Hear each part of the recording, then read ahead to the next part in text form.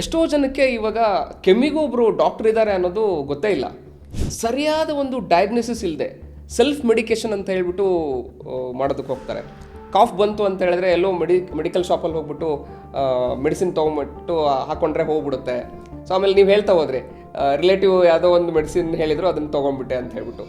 ಅದು ಎಷ್ಟು ಡೇಂಜರ್ ಆಗಿರ್ಬೋದು. ಸಿವಿಯರ್ ಕಾಫ್ ಅಂತ ಹೇಳಿ ಏನು ಕರಿತೀವಲ್ಲ, ಅವಾಗ ಒಂದು ಕ್ರೋನಿಕ್ ಕಾಫ್ ಅಂತ ಹೇಳಿ ಕರಿತೀವಿ. ಆ ಒಂದು ಕ್ರೋನಿಕ್ ಕಾಫು ಇನ್ಫೆಕ್ಷನಿಂದನೇ ಬರುತ್ತಾ ಅಥವಾ ಅದಕ್ಕೆ ಬೇರೆ ಏನಾದರೂ ಕಾರಣ ಇರ್ಬೋದಾ? ಕೆಮ್ಮಿಗೆ 1,000 ರೀಸನ್ಸ್ ಇರ್ತವೆ, 1000 ವೆರೈಟಿ ಆಫ್ ಕೆಮ್ಮುಗಳಿದ್ದಾವೆ. ಸ್ಟೇಜ್ 4 ಇರ್ತಕ್ಕಂಥ ಪೇಷಂಟ್ಸಿಗೆ ಮೆಡಿಸಿನ್ಸ್ ಇದೆ ಅಂತ ಹೇಳ್ಬಿಟ್ಟು ಆ ಮೆಡಿಸಿನ್ಸ್ ಕೊಟ್ಟ ಆದಮೇಲೂ ಆ್ಯಸ್ ಎ ಮೆಡಿಕಲ್ ಟೈಮ್ ಪೀರಿಯಡಲ್ಲಿ ಎಷ್ಟು ದಿವಸ ಅವರು ಬದುಕ್ಬೋದು? ಕೆಮ್ಮಿನಲ್ಲಿ ರಕ್ತ ಅಂತ ಹೇಳಿ ಮಾತಾಡ್ತಾ ಇದ್ರಿ. ಈ ಕೆಲವೊಬ್ಬರಿಗೆ ಕೆಮ್ಮು ಬಂದಾಗ ರಕ್ತ ಬಂದ್ಬಿಡುತ್ತೆ, ನನಗೆ ಕ್ಯಾನ್ಸರ್ ಬಂದಿದೆನೋ ಅನ್ನೋ ಒಂದು ಭಯದಲ್ಲಿ ಬದುಕ್ತಾರೆ.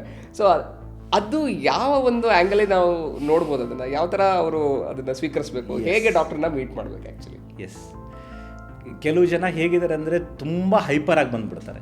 ಇನ್ನು ಕೆಲವು ಜನ ಎಷ್ಟೇ ಸಿವಿಯರ್ ಆದ್ರೂ ಹೋಗ್ಲಿ ಬಿಡು ಅಂತ ಹೇಳಿ ಅನ್ಕೊಂಡ್ಬರ್ತಾರೆ. ನಾನೊಂದು ಸಂದರ್ಭ ಹೇಳ್ತೀನಿ. ಈಗ ಬೆಂಗಳೂರಲ್ಲೇ ಪೆರಿಫೆರಿ ಆಫ್ ದ ಬೆಂಗಳೂರು, ಒಂದು ದೂರದಲ್ಲಿ ಬೆಂಗಳೂರಿಂದ ಸಬರ್ಬನ್ ಏರಿಯಾ ಅಂತ ಅನ್ಕೊಂಡ್ರೆ, ಅಲ್ಲಿ ಒಂದು ಪೇಷಂಟು ಸಡನ್ನಾಗಿ ಹಾರ್ಟ್ ಅಟ್ಯಾಕ್, ಕಾರ್ಡಿಯಾಕ್ ಅರೆಸ್ಟ್ ಆಗಿ ಬಂದರು ಎಮರ್ಜೆನ್ಸಿಗೆ. ಅಲ್ಲಿ ಕ್ಯಾಥ್ಲ್ಯಾಬ್ ಇರುವಂತಹ ಜಾಗ, ಕಾರ್ಡಿಯಾಕ್ ಸೆಟಪ್ ಇದೆ, ಕಾರ್ಡಿಯಾಲಜಿಸ್ಟ್ ಇದ್ದಾರೆ. ಅದೇ ಸಂದರ್ಭದಲ್ಲಿ ಇನ್ನೊಂದು ಪೇಷಂಟ್ ಕೂಡ ಬಂತು. ಇಬ್ಬರು ಒಬ್ಬರ ಹತ್ರ ಇನ್ಶೂರೆನ್ಸ್ ಇದೆ, ಇನ್ನೊಬ್ಬರ ಹತ್ರ ಇನ್ಶೂರೆನ್ಸ್ ಇಲ್ಲ. ಬಿಗ್ ಹಾಸ್ಪಿಟಲ್ಗೆ ಹೋದಾಗ ಎಕ್ಸ್ಪೆನ್ಸಸ್ಸು ಯಾಕೆ ಜಾಸ್ತಿ ಆಗುತ್ತೆ?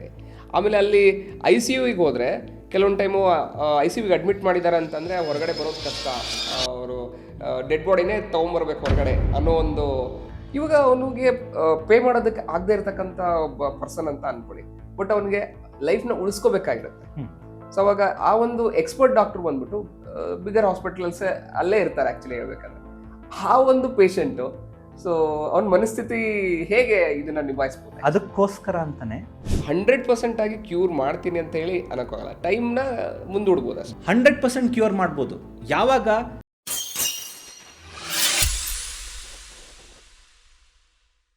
ಈ ಒಂದು ಎಪಿಸೋಡ್ನಲ್ಲಿ ಕೆಮ್ಮಿನ ಬಗ್ಗೆ ನಾವು ಡಿಸ್ಕಷನ್ ಮಾಡ್ತಾ ಇದ್ವಿ. ಕೆಮ್ಮು ಬಂತು ಅಂತ ಹೇಳಿದ್ರೆ 15 ದಿವಸಗಟ್ಟಲೆ ಅದು ಹೋಗೋದೇ ಇಲ್ಲ. ಅದೊಂಥರ ಹೆಮ್ಮಾರಿ ಅಂತಾನೆ ಅನ್ಬೋದು. ಇಡೀ ಮನೆ ಮಂದಿಗೆಲ್ಲ ಹರಡ್ಬಿಡುತ್ತೆ. ಹಾಗೆ ಚಿಕ್ಕ ಮಕ್ಕಳಿಗಂತೂ ಬಂತು ಅಂತ ಹೇಳಿದ್ರೆ ತಂದೆ ತಾಯಿಗಳ ಒಂದು ಗೋಳನ್ನ ನಾವು ಕೇಳೋದಕ್ಕೆ ಆಗೋದಿಲ್ಲ. 2020ರಲ್ಲಿ ಇಡೀ ಪ್ರಪಂಚನೇ ಈ ಒಂದು ಕೆಮ್ಮು, ಬ್ರೀತಿಂಗ್ ಇಶ್ಯೂಸ್ ಅಂತ ಹೇಳಿ ಏನು ಕರೀತೀವಿ, ಶ್ವಾಸಕೋಶದ ತೊಂದರೆ, ಹಾಗೆ ಎಲ್ಲ ಕಡೆ ಈ ಒಂದು ಕೆಮ್ಮಿನ ಬಗ್ಗೆ ಒಂದು ಆಘಾತಕಾರಿಯಾಗಿರ್ತಕ್ಕಂಥ ವಿಷಯನ ನಾವು ನೋಡಿದ್ದೀವಿ.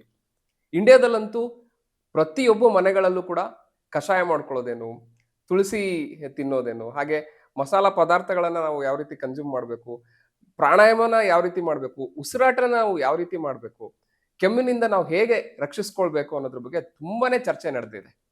ಅಂತ ಒಂದು ಸಂದರ್ಭದಲ್ಲಿ ವೈದ್ಯರಲ್ಲಿ ಒಬ್ಬರಾಗಿರ್ತಕ್ಕಂಥ ಡಾಕ್ಟರ್ ಗಣೇಶ್ ಪ್ರತಾಪ್ ಇವತ್ತು ನಮ್ಮ ಈ ಒಂದು ಎಪಿಸೋಡಲ್ಲಿ ಡಿಸ್ಕಷನ್ಗೆ ಬರ್ತಾ ಇದ್ದಾರೆ. ಸೊ ಈ ಒಂದು ಎಪಿಸೋಡ್ ಭಾಗ 1ರಲ್ಲಿ ನಾವು ಡಾಕ್ಟ್ರು ನಮಗೆ ಹಲವಾರು mistakes as A common people, ಅಂದರೆ ಜನಸಾಮಾನ್ಯರಾಗಿ ನಾವು ಮಾಡ್ತಕ್ಕಂಥ ಕೆಲವೊಂದು ಮಿಸ್ಟೇಕ್ಸ್ಗಳು ಏನು ಅನ್ನೋದ್ರ ಬಗ್ಗೆ ತಿಳಿಸ್ಕೊಡ್ತಾ ಇದ್ದಾರೆ. ಹಾಗೆ ಸೆಲ್ಫ್ ಮೆಡಿಕೇಶನ್ ಮಾಡೋದ್ರ ಮುಖಾಂತರ ನಾವು ಯಾವ ಥರ ಒಂದು ಡೇಂಜರಸ್ ಸಿಚುವೇಶನ್ಗೆ ಒಳಗಾಗ್ತೀವಿ, ಹಾಗೆ ಈ ಒಂದು ಕೆಮ್ಮು ಅನ್ನೋದು ಬಿಡದೇ ಇರತಕ್ಕಂಥದ್ದು, ಬಂತು ಅಂದರೆ ಹೋಗೋದಿಲ್ಲ. ಆ ಸಾಧಾರಣವಾಗಿರ್ತಕ್ಕಂಥ ಕೆಮ್ಮು ಕ್ಯಾನ್ಸರ್ಗೆ ಯಾವ ರೀತಿ ಕಾರಣವಾಗುತ್ತೆ, ಯಾವ ಸ್ಟೇಜಲ್ಲಿ ಇದ್ದಾಗ ಆ ಒಂದು ಕ್ಯಾನ್ಸರ್ ಆಗೋದನ್ನ ತಪ್ಪಿಸ್ಬೋದು ಅನ್ನೋದ್ರ ಬಗ್ಗೆ ತಿಳಿಸ್ಕೊಡ್ತಾ ಇದ್ದಾರೆ. ಹಾಗೆ ಸಾವಿರಾರು ಪೇಷಂಟ್ಗಳನ್ನು ಟ್ರೀಟ್ ಮಾಡಿದಾಗ ಅಲ್ಲಿ ಆಗಿರ್ತಕ್ಕಂಥ ನೈಜ ಘಟನೆಗಳನ್ನು, ರಿಯಲ್ ಸ್ಟೋರಿಗಳನ್ನು ಇವತ್ತಿನ ದಿವಸ ನಮ್ಮ ಜೊತೆಗೆ ಹಂಚ್ಕೊಳ್ತಾ ಇದ್ದಾರೆ. ಆ ಒಂದು ಘಟನೆಗಳನ್ನು ನಮ್ಮ ಎದುರು ಬಿಚ್ಚಿಡ್ತಾ ಇದ್ದಾರೆ. ಬನ್ನಿ ಡಾಕ್ಟರ್ ಗಣೇಶ್ ಪ್ರತಾಪ್ ಅವ್ರ ಜೊತೆಗೆ ಈ ಒಂದು ಕಾಫ್ ಎಕ್ಸ್ಪರ್ಟ್ ಭಾಗ 1ರಲ್ಲಿ ಆ ಒಂದು ಎಕ್ಸ್ಪೀರಿಯನ್ಸ್ನ ತಿಳ್ಕೊಳ್ಳೋಣ. Welcome to KVR musings. So ಇವತ್ತಿನ ದಿವಸ ನಮ್ಮ ಜೊತೆಗೆ ನುರಿತ ತಜ್ಞರಾಗಿರ್ತಕ್ಕಂಥ ಡಾಕ್ಟರ್ ನಮ್ಮ ಜೊತೆಗಿದ್ದಾರೆ. ಸೊ ನಾವೆಲ್ಲ ಕೋವಿಡ್ ಅನ್ನೋ ಒಂದು ಹೆಮ್ಮಾರಿನ ಆಲ್ಮೋಸ್ಟ್ 2020ಇಂದ ಹಿಡಿದ್ಬಿಟ್ಟು 2023ವರೆಗೂ ಅನುಭವಿಸಿದ್ದೀವಿ. ಆ ಒಂದು ಸಂದರ್ಭದಲ್ಲಿ ತುಂಬ ಲೈಫ್ ಥ್ರೆಟನಿಂಗ್ ಆಗಿರ್ತಕ್ಕಂಥ ಒಂದು ಕಾಫ್ ಅನ್ನೋದು ನಮಗೆ ಜೀವನದಲ್ಲಿ ಒಂದು ಪಾಠನೇ ಕಲಿಸ್ತು ಅಂತ ಹೇಳಿ ಅನ್ಬೋದು.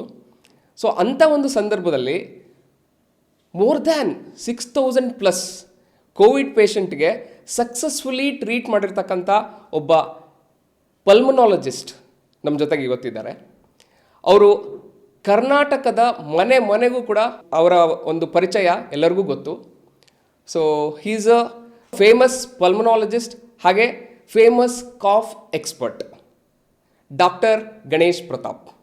ಸೊ ಇವತ್ತು ನಮ್ಮ ಜೊತೆಗೆ ಪಾಡ್ಕಾಸ್ಟ್ ಚಾನಲಲ್ಲಿ ಇದ್ದಾರೆ. So welcome to doctor Ganesh Pratap. So welcome you sir.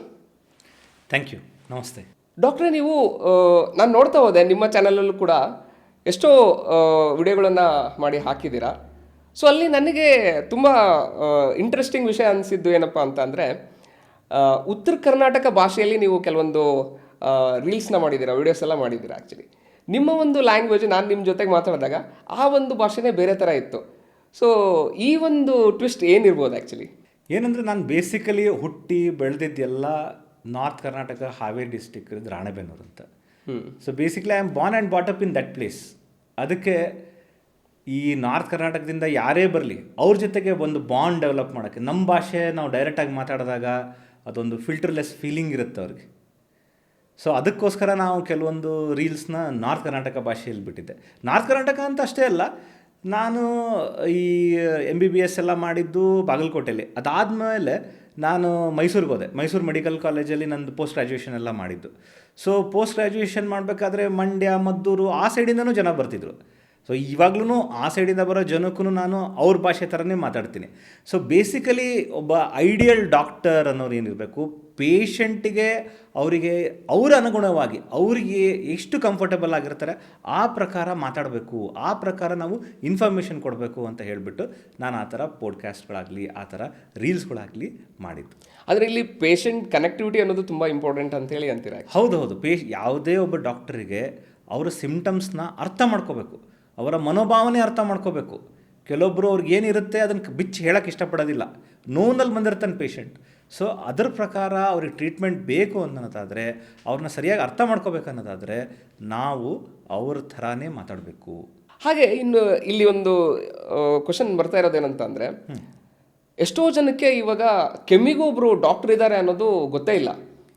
So ಆ ಒಂದು ಪರಿಸ್ಥಿತಿ ಏನಕ್ಕೆ ಕ್ರಿಯೇಟ್ ಆಗಿರ್ಬೋದು? ಯಾಕಂತ ಹೇಳಿದ್ರೆ ಇವಾಗ ನಮಗೆ ಹಾರ್ಟಿಗೆ ಒಬ್ಬ ಡಾಕ್ಟರ್ ಇದ್ದಾರೆ. ಸೊ ಆಮೇಲೆ ನೀ ಏನಾದರೂ ಆಯಿತು ಅಂತ ಹೇಳಿದ್ರೆ ನಮಗೆ ಆರ್ಥೋಪೆಡಿಕ್ ಅಂತ ಹೇಳಿ ಗೊತ್ತಿದ್ದಾರೆ. ಆಮೇಲೆ ಕಿಡ್ಸ್ ಸ್ಪೆಷಲಿಸ್ಟು, ಪಿಡಿಯಾಟ್ರಿಕ್ ಅಂತ ಹೇಳಿ ಗೊತ್ತಿದ್ದಾರೆ. ಹೌದು. ಕೆಮ್ಮಿಗೂ ಕೂಡ ಒಬ್ಬ ಡಾಕ್ಟರ್ ಇದ್ದಾರೆ ಅಂತ ಹೇಳ್ಬಿಟ್ಟು ಯಾಕೆ ಇನ್ನೂ ಜನಕ್ಕೆ ಗೊತ್ತಾಗ್ತಾ ಇಲ್ಲ? ಯಾಕಂದ್ರೆ ನೋಡಿ, ನಾವು ಚಿಕ್ಕವರಿದ್ದಾಗಿಂದಲೂ ಎಲ್ಲ ಸಮಸ್ಯೆಗಳಿಗೂ ನಮ್ಮೊಬ್ಬರು ಫ್ಯಾಮಿಲಿ ಡಾಕ್ಟರ್ ಇರ್ತಿದ್ರು. ನಾವು ಅವ್ರ ಹತ್ರ ಹೋಗ್ತಿದ್ವಿ, ತೋರಿಸಿದ್ವಿ, ಎಲ್ಲನೂ ಅವರೇ ಟ್ರೀಟ್ ಮಾಡ್ತಿದ್ರು. ಆದರೆ ಇವಾಗ ಕಾಲ ಬದಲಾಗ್ತಾ ಇದೆ. ಪ್ರತಿಯೊಂದು ಆರ್ಗನ್ನಿಗೂ ಒಬ್ಬರು ಸ್ಪೆಷಲಿಸ್ಟ್ ಇದ್ದಾರೆ.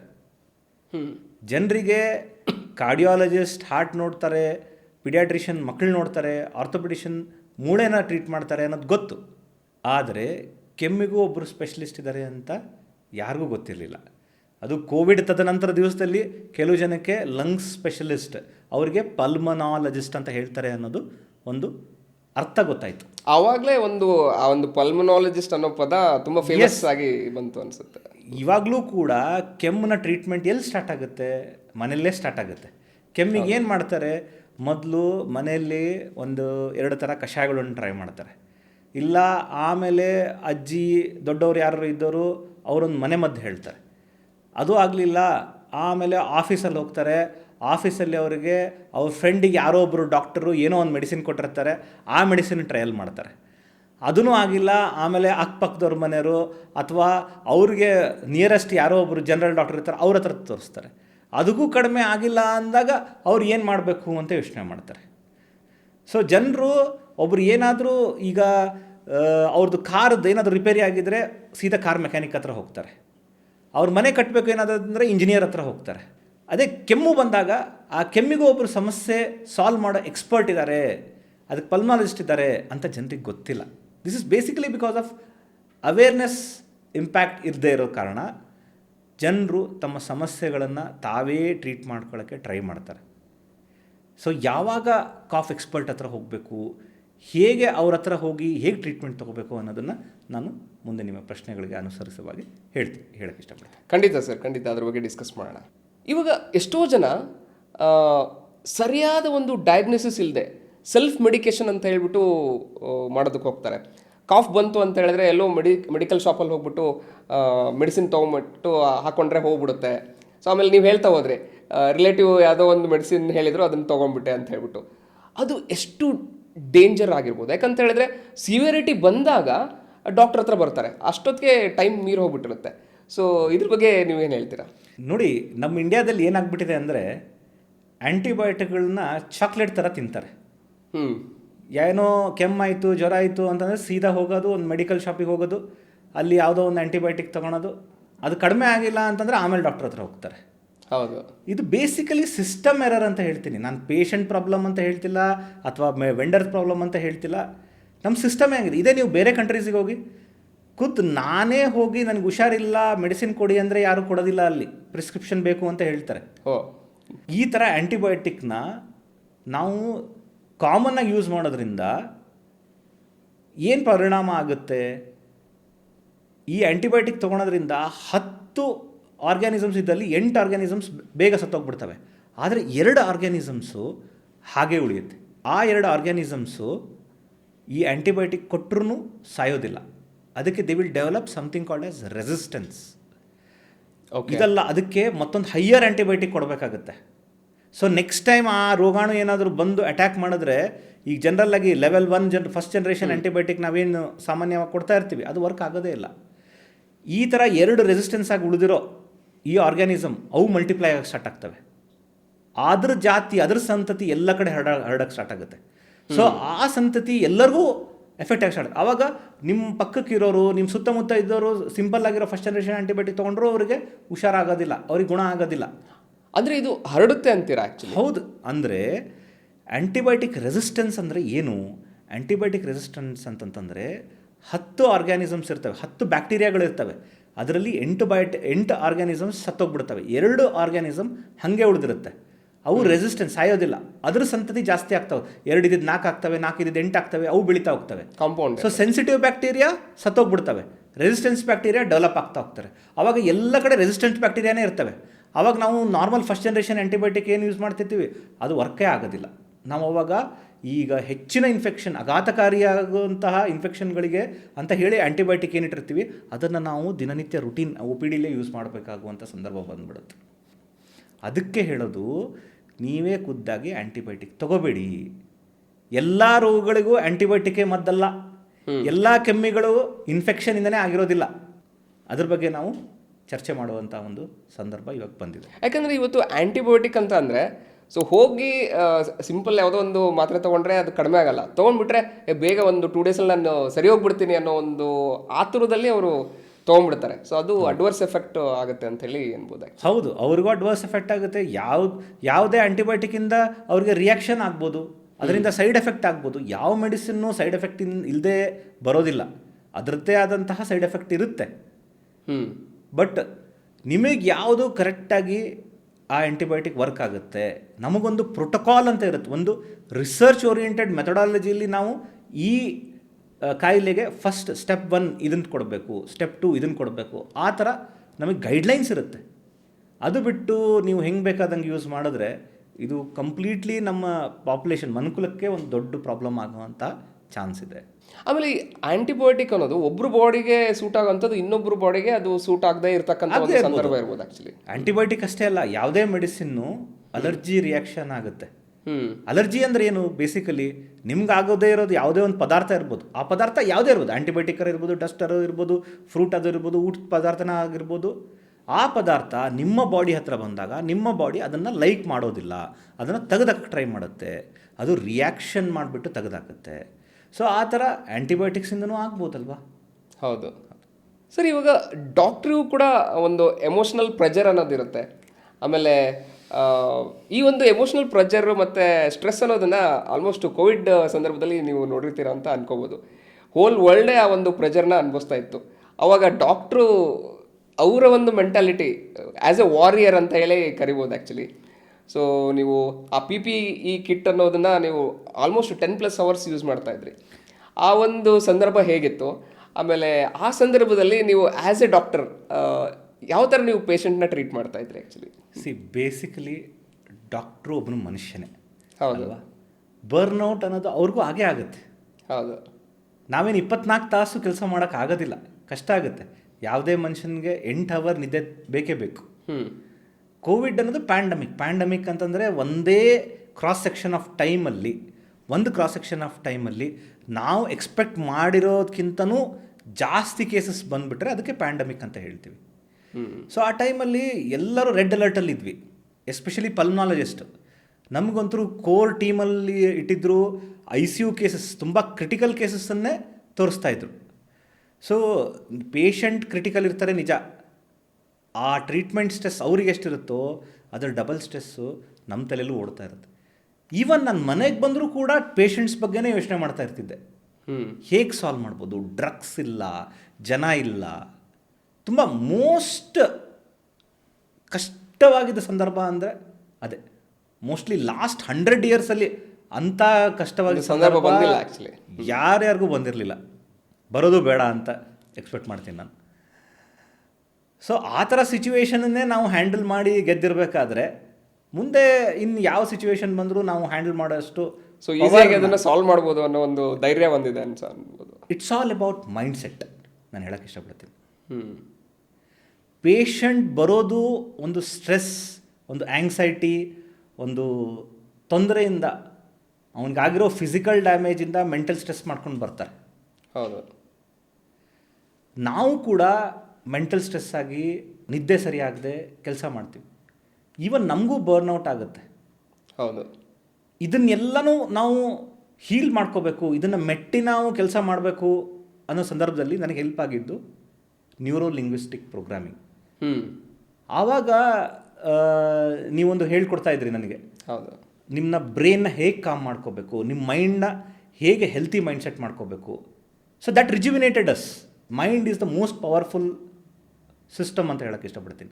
ಅದನ್ನು ನಾವು ಆ್ಯಕ್ಟಿವೇಟ್ ಮಾಡಿಕೊಂಡು ಅದನ್ನು ಕಾಮ್ ಆಗಿ ಕೆಲವೊಂದು ಡಿಸಿಷನ್ಸ್ನ ತೊಗೊಂಡಾಗ ನಮಗೆ ಎಷ್ಟೋ ಕಠಿಣ ಸಂದರ್ಭಗಳನ್ನು ಬೀಟ್ ಮಾಡಿ ಹೊರಗೆ ಬಂದ್ವಿ. That is the result of treating this 6,000 people who suffered badly with Covid.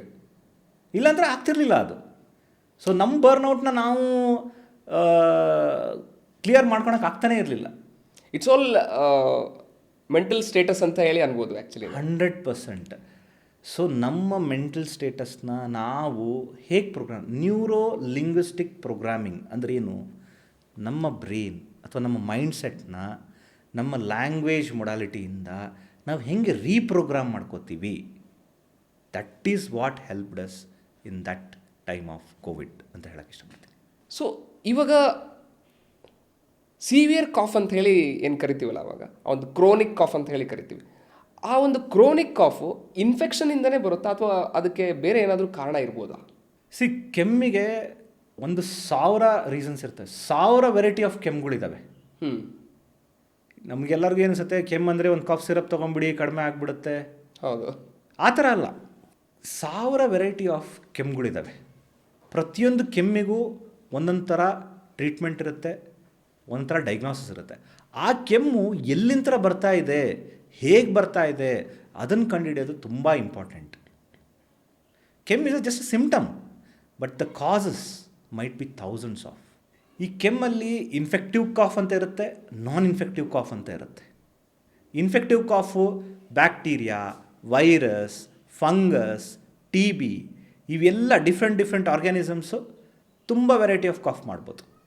Usually infective ಕಾಫ್ನ ನಾವು ಹೇಗೆ ಕಂಡುಹಿಡ್ಕೋತೀವಿ?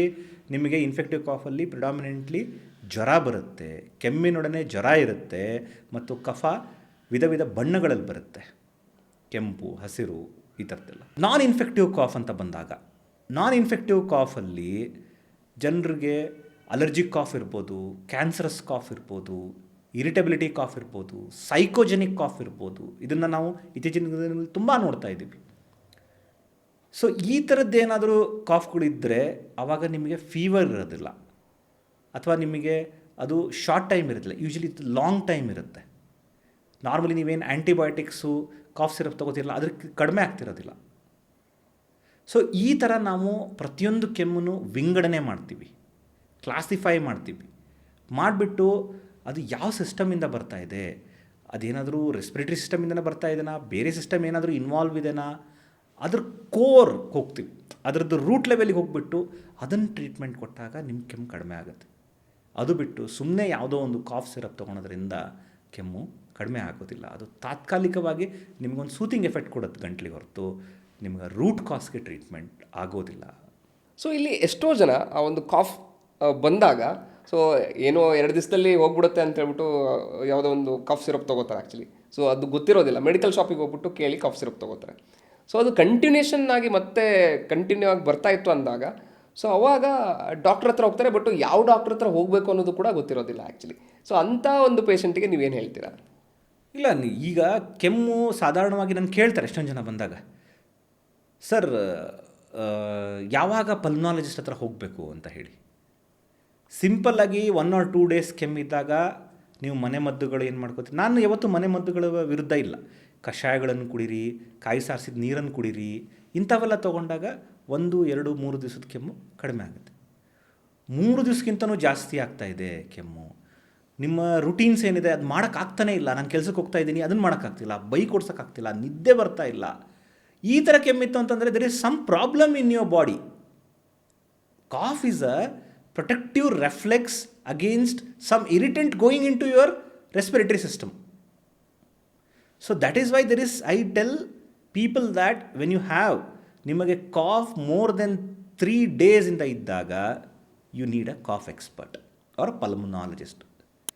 ನೀವು ಶ್ವಾಸಕೋಶ ಸಂಬಂಧಿ ಡಾಕ್ಟರ್ನ ಆವಾಗ ಕಾಣಬೇಕು. ಅಥವಾ ಕೆಮ್ಮಿನೊಡನೆ ಜ್ವರ ಬರ್ತಾ ಇದೆ ತುಂಬ, ಈ ಥರ ಬಂದಾಗ ನೀವು ಪಲ್ಮಾಲಜಿಸ್ಟ್ ಹತ್ರ ಹೋಗಬೇಕು. ಅಂದರೆ ಆ ಕಾಫು ಒಂದು ಪ್ರೊಲಾಂಗ್ಡ್ ಟೈಮಲ್ಲಿ ಇತ್ತು ಅಂತ ಅಂದಾಗ, so may be 1 month 2 months ಇತ್ತು ಅಂತ ಅಂದಾಗ, ಆದರೂ ಕೂಡ ಕೆಲವೊಬ್ಬರು ಎಕ್ಸ್ಪರ್ಟ್ ಹತ್ರ ಹೋಗಿರೋದಿಲ್ಲ.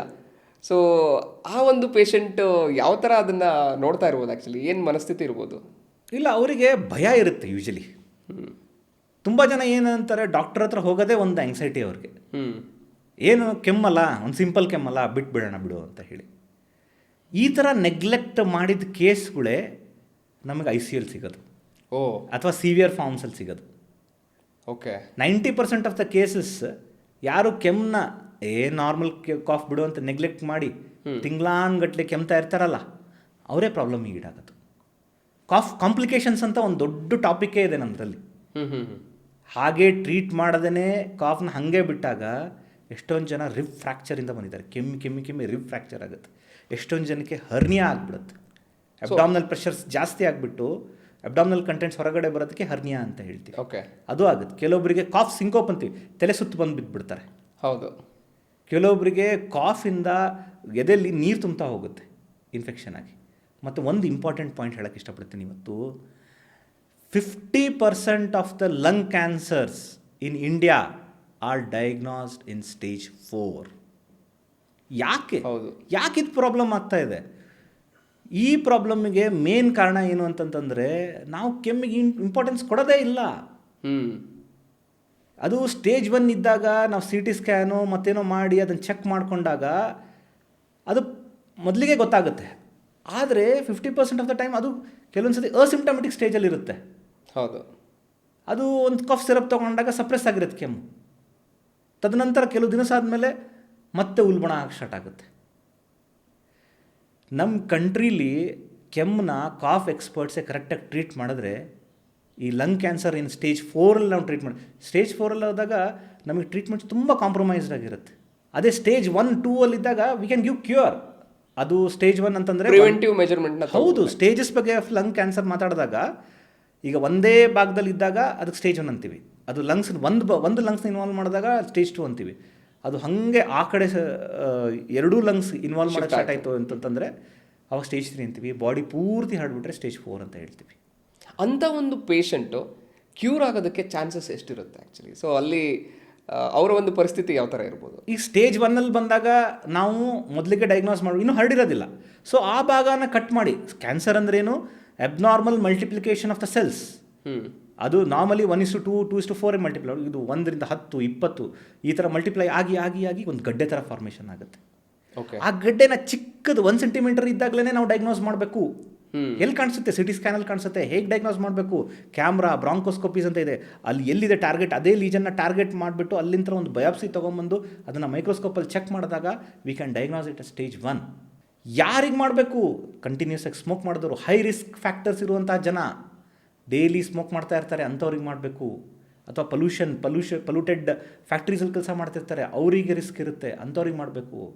ಅವ್ರಿಗಷ್ಟೇ ಅಲ್ಲ, ನಾನ್ ಸ್ಮೋಕಿಂಗ್ ಅವ್ರಿಗೂ 40% ಜನದಲ್ಲಿ ಲಂಗ್ ಕ್ಯಾನ್ಸರ್ ಆಗೋ ಚಾನ್ಸಸ್ ಇರುತ್ತೆ. ಕೆಲವೊಬ್ಬರಿಗೆ ಎಸಿ ಅದರಿಂದನೂ ಬರುತ್ತೆ ಅಂತ ಹೇಳಿ, ಅದರಿಂದ ಇನ್ಫೆಕ್ಷನ್ಸ್ ಬರುತ್ತೆ, ಅದರಿಂದ ಇದೆ ಲಂಗ್ ಕ್ಯಾನ್ಸರ್ ಬರುತ್ತೆ. ಲಂಗ್ ಕ್ಯಾನ್ಸರ್ ಸ್ಕ್ರೀನಿಂಗ್ ಪ್ರೋಗ್ರಾಮ್ ಅನ್ನೋದು ಇಂಡಿಯಾದಲ್ಲಿ ಉದ್ಭವನೇ ಆಗಿಲ್ಲ. ನೀವು ಯಾರಾದರೂ ಒಬ್ಬ ಲಂಗ್ ಕ್ಯಾನ್ಸರ್ ಪೇಷಂಟ್ನ ಮೀಟ್ ಮಾಡಿ, ಅವ್ರಿಗೊಂದು ಸಂದರ್ಶನ ಮಾಡಿ, ಗೊತ್ತಾಗುತ್ತೆ. ನೀವು ಈ ಕಿದ್ವೈ ಅಂತ ಲಂಗ್ ಕ್ಯಾನ್ಸರ್ ಸೆಂಟರಿಗೆ ಹೋಗಿ, ಅಲ್ಲಿರೋಂಥ ಎಷ್ಟು ಜನ ಲಂಗ್ ಕ್ಯಾನ್ಸರ್ ಪೇಷಂಟ್ ಇದ್ದಾರೆ ನೋಡಿ, ಅದರಲ್ಲಿ ಮೋರ್ ದೆನ್ 60-70% ಜನ ಸ್ಟೇಜ್ 4ಅಲ್ಲೇ ಗೊತ್ತೇ ಇರೋದಿಲ್ಲ. ನಮಗೆ ಗೊತ್ತೇ ಆಗಲಿಲ್ಲ ಸರ್, ಮೊದಲೇ ಗೊತ್ತಾಗಿದ್ರೆ ಕರೆಕ್ಟಾಗಿ ಟ್ರೀಟ್ಮೆಂಟ್ ಮಾಡ್ಕೋತಿದ್ವಿ ಅಂತ ಹೇಳ್ತಾರೆ. ಸೊ ಈ ಥರ ಸಂದರ್ಭಗಳು ನಮ್ಮ ಇಂಡ್ಯಾದಲ್ಲಿ ತುಂಬಾ ಜಾಸ್ತಿ ಇದೆ. ಜನರು ಆ ಕೆಮ್ಮನ್ನ ಈಸಿಯಾಗಿ ತೊಗೊಂಡು ನಾವು ಇದರ ಎಕ್ಸ್ಪರ್ಟ್ ಆಗಿದ್ದರಿಂದ ಕೋರಾಗಿ ಹೋದಾಗಿಂದ ನಮಗೆ ಗೊತ್ತಾಗುತ್ತೆ. ಸೊ ಇದೇನು ನಾವು ಲಂಗ್ ಕ್ಯಾನ್ಸರ್ನ ನಮ್ಮ ಇಂಡ್ಯಾದಲ್ಲಿ 50% ನಾವು ಸ್ಟೇಜ್ 4ಅಲ್ಲಿ ನೋಡ್ತೀವಿ, ಅದನ್ನು ಸ್ಟೇಜ್ 1ಅಲ್ಲೇ ಡಯಾಗ್ನೋಸ್ ಮಾಡಿಬಿಟ್ಟು ಅವ್ರಿಗೊಂದು ಕ್ಯೂರ್ ಕೊಡ್ಬೋದು, ಅವ್ರಿಗೊಂದು ರೀಬರ್ತ್ ಕೊಡ್ಬೋದು. ಒನ್ಸ್ ಇಟ್ ಕ್ರಾಸಸ್ ಸ್ಟೇಜ್ 3 ಅಲ್ಲ, ಆವಾಗಿಂದ ನಮಗೆ ಟ್ರೀಟ್ಮೆಂಟ್ಸ್ ತುಂಬ ಕಡಿಮೆ ಆಗಿಬಿಡುತ್ತೆ. ಸೊ ನೀವು ಕೇಳ್ತಾ ಇದ್ರಿ ಟ್ರೀಟ್ಮೆಂಟ್ಸ್ ಬಗ್ಗೆ. ಸ್ಟೇಜ್ 1 ಇದ್ದಾಗ, ಅದು ಟ್ಯೂಮರ್ ಅಲ್ಲೇ ಇದ್ದಾಗ ನಾವು ಅದನ್ನು ಸರ್ಜಿಕಲಿ ತೆಗೆದಾಕ್ಬೋದು. ಟ್ಯೂಮರ್ 2 ಇದ್ದಾಗ ಒಂದು ಲಂಗ್ನೇ ತೆಗೆದಾಕ್ಬೋದು. ಒಂದು ಲಂಗ್ ತೆಗೆದ್ರೂ ಮನುಷ್ಯ ಇನ್ನೊಂದು ಲಂಗಲ್ಲಿ ಬದುಕ್ಬೋದು.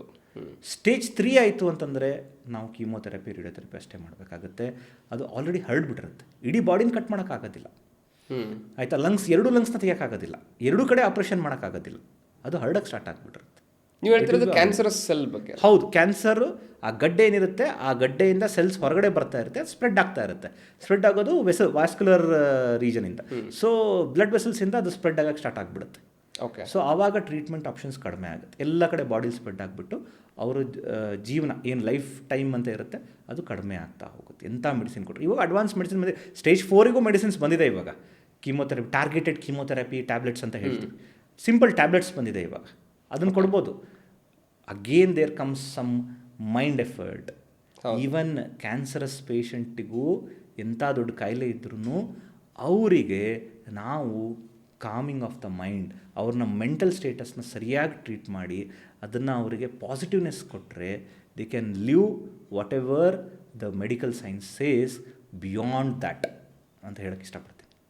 ಈಗ ಹೇಳ್ತಾ ಹೋದ್ರಿ ನೀವು ಆ್ಯಕ್ಚುಲಿ ಸ್ಟೇಜ್ 4ಅಲ್ಲಿರ್ತಕ್ಕಂಥ ಪೇಷಂಟ್ಸಿಗೆ ಮೆಡಿಸಿನ್ಸ್ ಇದೆ ಅಂತ ಹೇಳ್ಬಿಟ್ಟು, ಆ ಮೆಡಿಸಿನ್ಸ್ ಕೊಟ್ಟ ಆದಮೇಲೂ ಆ್ಯಸ್ ಎ ಮೆಡಿಕಲ್ ಟೈಮ್ ಪೀರಿಯಡಲ್ಲಿ ಎಷ್ಟು ದಿವಸ ಅವರು ಬದುಕ್ಬೋದು ಆ್ಯಕ್ಚುಲಿ?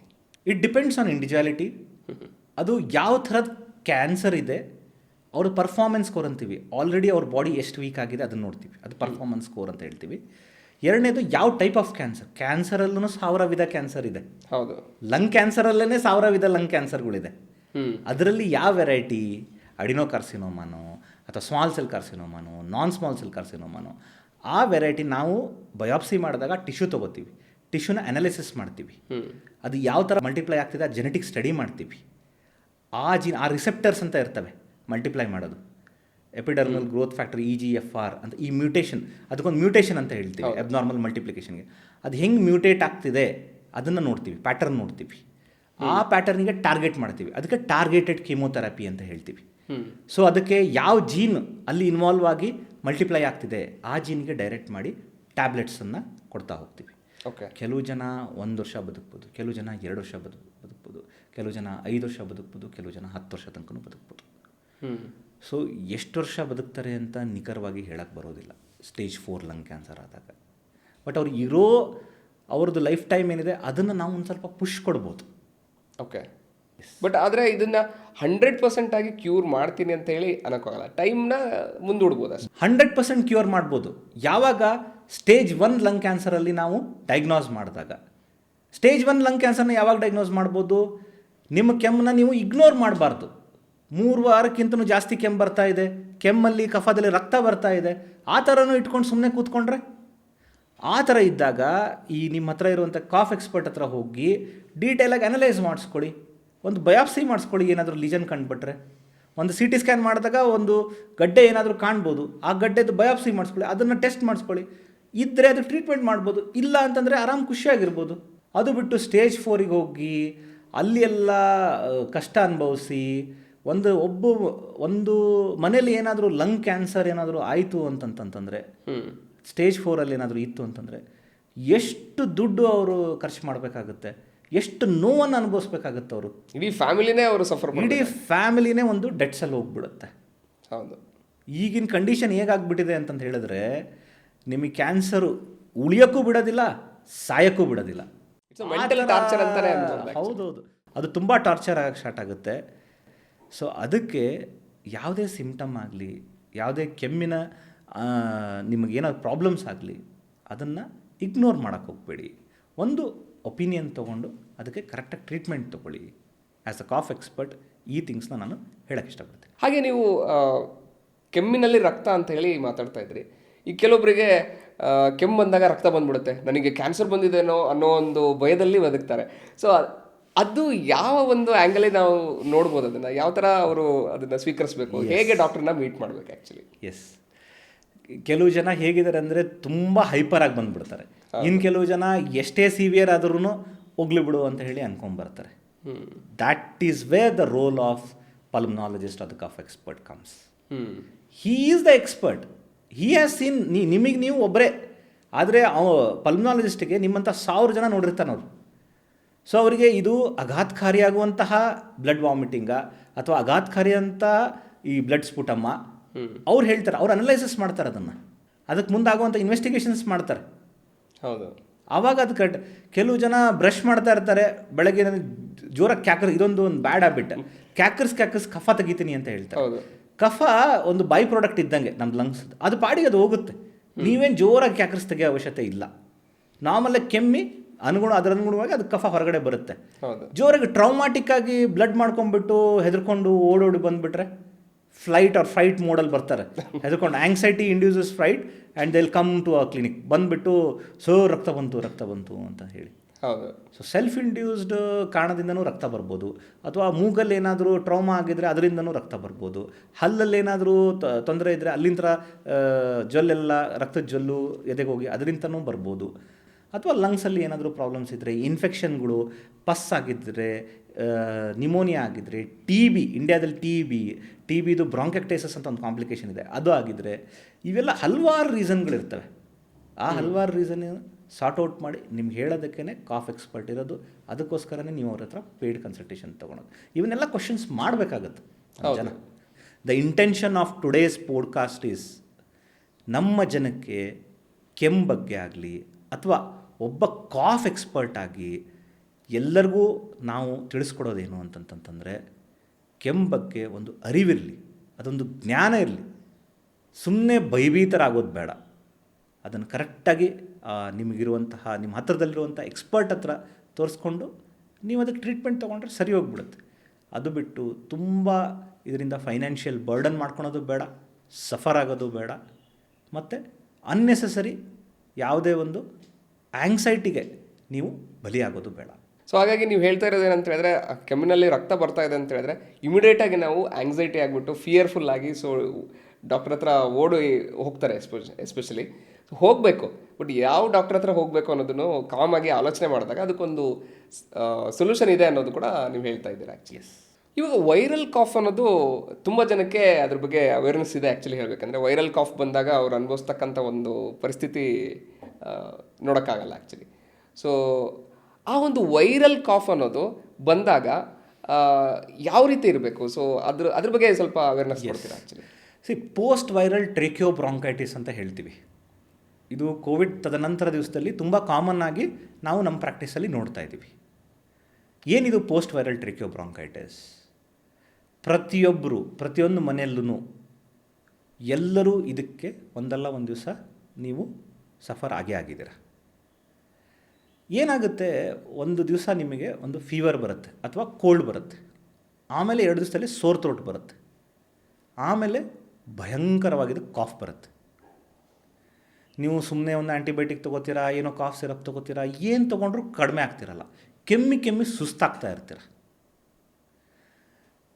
ಆವಾಗ ನಿಮಗೇನಾಗುತ್ತೆ, ಈ ಕೆಮ್ಮು ಕಫದಿಂದ ಬರ್ತಾ ಇರುತ್ತೆ. ಕಫ ಎದೆಗೂಡಲ್ಲಿ ಕಟ್ಟಿ ಕುತ್ಕೊಂಡ್ಬಿಟ್ಟಿರುತ್ತೆ.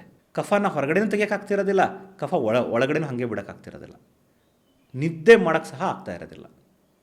ಈ ಸಂದರ್ಭಕ್ಕೆ ಪೋಸ್ಟ್ ವೈರಲ್ ಕಾಫ್ ಅಂತ ಹೇಳ್ತೀವಿ, ಅಥವಾ ಪೋಸ್ಟ್ ವೈರಲ್ ಟ್ರೇಕ್ಯೋಬ್ರಾಂಕೈಟಿಸ್ ಅಂತ.